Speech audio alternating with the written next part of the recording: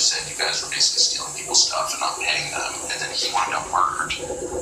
What was that? Kalau saya menyebut nama OpenAI, kemungkinan besar yang langsung terlintas di kepala kamu adalah ChatGPT. Sebuah teknologi yang dalam beberapa tahun terakhir berhasil mengubah cara manusia bekerja, belajar, mencari informasi, bahkan membuat konten. Dari mahasiswa, karyawan, sampai perusahaan raksasa, semuanya berlomba-lomba memanfaatkan AI. Di mata banyak orang, OpenAI terlihat seperti kisah sukses teknologi terbesar dalam satu dekade terakhir. Sebuah perusahaan yang berhasil menciptakan revolusi baru dan berada di garis terdepan dalam perlombaan kecerdasan buatan. Tapi, ada satu pertanyaan yang jarang dibahas. Jika OpenAI terlihat begitu sukses, kenapa perusahaan ini justru terus membakar uang dalam jumlah yang sangat sulit dibayangkan? Di saat banyak perusahaan teknologi berlomba mencari keuntungan, OpenAI justru berada dalam situasi yang terlihat sangat aneh. Mereka tumbuh sangat cepat, tetapi di saat yang sama harus mengeluarkan dana dalam jumlah yang luar biasa besar hanya untuk mempertahankan posisinya. Nah, yang lebih menarik lagi, di balik layar ternyata ada permainan yang jauh lebih besar daripada sekedar chatbot atau teknologi canggih. Ada hubungan yang rumit antara perusahaan-perusahaan teknologi terbesar di dunia. Ada pertarungan dengan rival yang terus menilai. Dan ada keputusan kontroversial yang membuat banyak orang mulai mempertanyakan arah yang sedang ditempuh di AI saat ini. Lalu, jika uang sebesar itu dipertaruhkan, biasanya akan muncul satu hal yang selalu berikut, yaitu kekuasaan. Coba bayangkan kamu membuka sebuah warung makan. Awalnya memang sepi, lalu perlahan mulai ramai. Hari demi hari, pelanggan terus berdatangan, sampai akhirnya Anda memulai keluar buku. Semua orang suka masakan kamu, masakan bagus, dan nama warungmu mulai dikenal kemana-mana. Tapi ada satu masalah besar, setiap malam saat menghitung pemasukan, kamu selalu rugi. Dan yang lebih aneh lagi, semakin banyak pelanggan yang datang, semakin besar pula kerugian yang kamu alami. Memang terdengar tidak masuk akal, tapi itulah situasi yang sedang dihadapi OpenAI saat ini. Setiap kali seseorang membuka ChatGPT dan mengajukan pertanyaan, ada biaya yang harus dibayar di balik layar. OpenAI harus menyalakan ribuan server, mengonsumsi listrik dalam jumlah besar, membayar pusat data, dan menjalankan sistem AI canggih yang memproses setiap permintaan pengguna hanya dalam hitungan detik. Semua itu membutuhkan uang yang tidak sedikit. Masalahnya, sebagian besar pengguna ChatGPT menggunakan versi gratis, yang mana OpenAI tetap harus menanggung biaya operasional tersebut tanpa menerima pendapatan langsung dari sebagian besar penggunanya. Dalam dunia bisnis, produksi berkaitan dengan sesuatu yang disebut margin, yaitu selisih antara pendapatan dan biaya yang dibutuhkan untuk menghasilkan sebuah produk atau layanan. Nah, sekarang coba kamu bayangkan, saat kamu menjual es teh seharga Rp5.000, sementara modalnya Rp4.800. Kamu memang masih untung, tapi untungnya sangat sedikit. Nah, OpenAI berada dalam situasi yang mirip, hanya saja skalanya jauh lebih besar dan jauh lebih mahal. Dari setiap pendapatan yang mereka peroleh, margin keuntungan OpenAI diperkirakan hanya berada di sekitar 33%. Angka itu masih jauh dari target internal mereka yang sekitar 46%. Oke, sebagai perbandingan, Google yang mengandalkan kesimpulan bisa menikmati margin sekitar 60 hingga 60%. Microsoft bahkan bisa mencapai sekitar 70% melalui bisnis perangkat lunaknya. Jadi meskipun OpenAI bermain di bisnisnya kalah, kondisi keuangan mereka jauh lebih berat dibanding para raksasa teknologi tersebut. Lalu, seberapa besar sebenarnya uang yang harus dibakar OpenAI? Beberapa proyeksi memperkirakan bahwa OpenAI bisa menghabiskan hingga $200 miliar atau sekitar Rp3.200 sebelum benar-benar mencapai titik keuntungan yang stabil. Dan perlu diingat, angka itu bukan pendapatan, bukan aset, bukan nilai perusahaan. Itu adalah uang yang diperkirakan akan habis dibelanjakan dalam proses mengejar tujuan mereka. Jadi, supaya lebih mudah dibayangkan, anggaran pendapatan dan belanja negara Indonesia tahun 2024 berada di sekitar Rp3.325 triliun.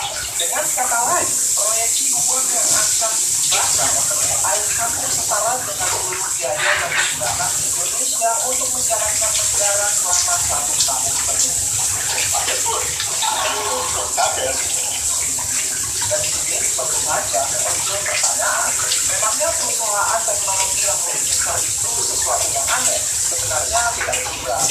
Huawei memang punya sejarah panjang tentang perusahaan yang rela merugi selama bertahun-tahun demi kepentingan berlebihan. Uber misalnya pernah membakar sekitar 18 miliar dolar sebelum akhirnya mulai menghasilkan keuntungan. Tesla menghabiskan sekitar 9 miliar dolar. Lalu Netflix juga membakar sekitar 3 miliar dolar untuk membangun kerajaan kecil yang kita kenal hari ini. Angka-angka itu memang terdengar fantastis, tetapi jika dihubungkan dengan pengeluaran OpenAI, semuanya terlihat jauh lebih kecil. OpenAI bukan bukan perusahaan yang boros. Mereka berada di level yang berbeda. Bahkan, bisa dibilang belum pernah ada perusahaan dalam sejarah kapitalisme modern yang merancang pembakaran uang sebesar ini. Dan sambil tetap berhasil meyakinkan investor untuk terus menanamkan modal dalam jumlah yang cukup besar. Namun, inilah pertanyaan paling menarik mulai muncul. Kalau kerugiannya sebesar itu, kenapa investor masih mau mengambil untuk memberikan uang? Kenapa tidak ada yang memberikan semuanya dan ternyata tidak cukup? Nah, jawabannya ternyata tidak cukup sederhana laporan keuangan. Karena OpenAI tidak hanya membangun sebuah produk, mereka juga membangun sebuah jaringan ketergantungan yang begitu besar. Dan juga ketika OpenAI jatuh, bukan hanya mereka yang terkena dampak, ada banyak perusahaan lain yang berpotensi ikut terseret. Dan itulah yang akan kita bahas di segmen berikutnya. Ada satu konsep yang muncul saat krisis keuangan tahun 2008 ketika tanggal raksasa saat kita mulai ambruk satu persatu. Pemerintah saat itu terpaksa menyelamatkan mereka bukan karena bank itu layak ditolong, tetapi karena membiarkan mereka bangkrut bisa menyeret seluruh ekonomi ikut jatuh. Konsep itu dikenal sebagai tubuh Rufel, dan itulah yang tampaknya sedang dibangun Sam Altman untuk OpenAI.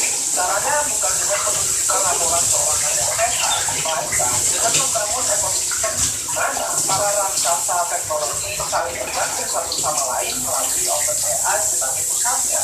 Istilahnya adalah circular economy atau ekonomi melingkar. Sederhananya gini, seperti sebuah lingkaran bisnis yang membuat semua orang memiliki kepentingan atas permainan berjalan. Jadi Nvidia berinvestasi ke OpenAI, lalu OpenAI menggunakan uang tersebut untuk membeli buatan Nvidia. Kemudian Nvidia juga berinvestasi ke CoreWeave, perusahaan penyedia server cloud yang kemudian menjual layanan ke OpenAI.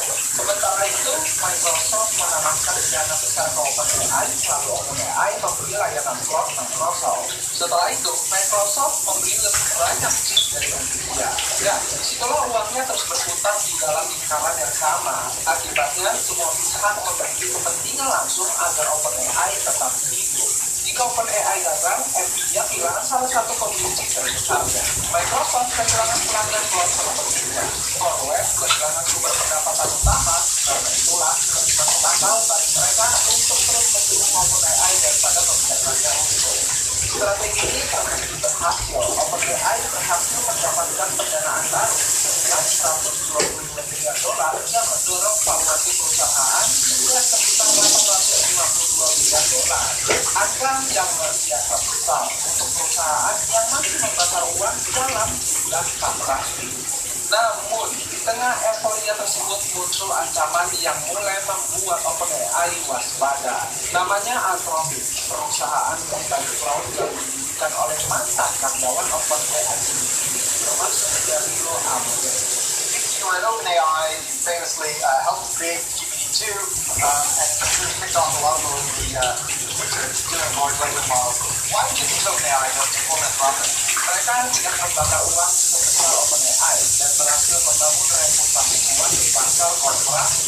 Bahkan dalam beberapa periode pendapatan enterprise Anthropic mampu melampaui OpenAI. Ya, alasannya sederhana. Perusahaan-perusahaan besar tidak hanya mencari AI yang pintar, tetapi juga AI yang transparan, stabil, dan dapat dipercaya.